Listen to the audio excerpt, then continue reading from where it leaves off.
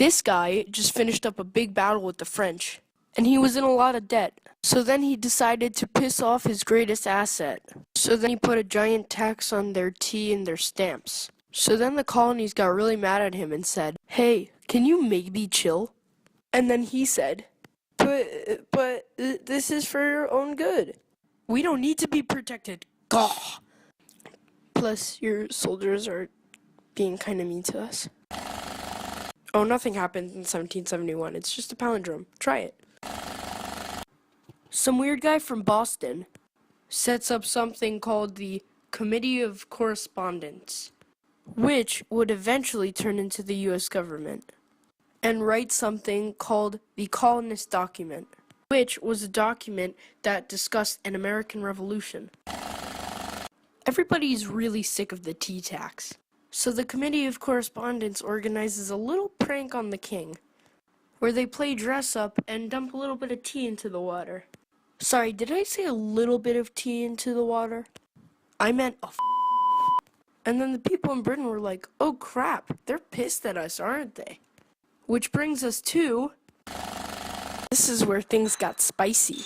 The king said, hey, if you're gonna be pissy, then we're gonna let soldiers intrude into your homes. I swear, it's a good idea.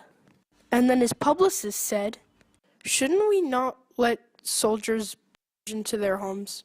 Shut up, I'm trying to keep a close eye on them, the king said back to his publicist. And then he immediately had his guards seize him. So then this guy with two first names said, give us liberty or give us death. So then the American militias grown these little towns called Lexington and Concord. So then this guy named Paul Revere says the British are coming, and the Americans win. And then this cool dude is put in charge of the Committee of Correspondence. Following this, some dude I haven't heard of until now named Thomas Paine said, hey, what if our country people could vote who leads? And then this guy named Thomas Jefferson and 25 other guys did this huge declaration of independence from Britain, and then the king said no. Jefferson actually didn't care. He was off in France eating snails or something.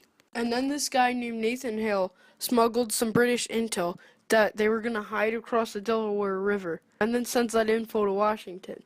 And then Nathan Hale dies, and then people write some comics about him or something. And then Washington and his men try and cross the Delaware River before the British. And then a bunch of them die.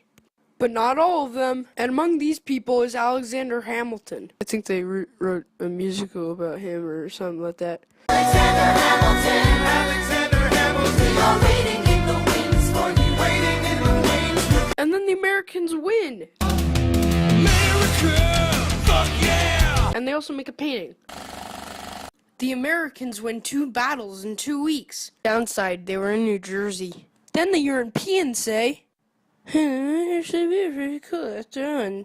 And then we buy a bunch of from France. And the Continental Congress adopts the whole Stars and Stripes thing. And then something called the Articles of Confederation, which is basically a constitution before we had a constitution. And the British took hostage of Philly. And oh boy, it seems like Washington is gonna have a fun winter.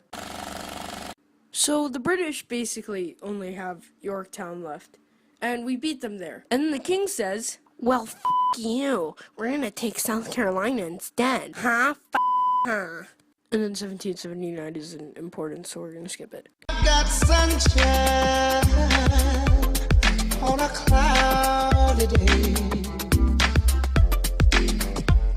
When it's cold outside, I've got the month of May.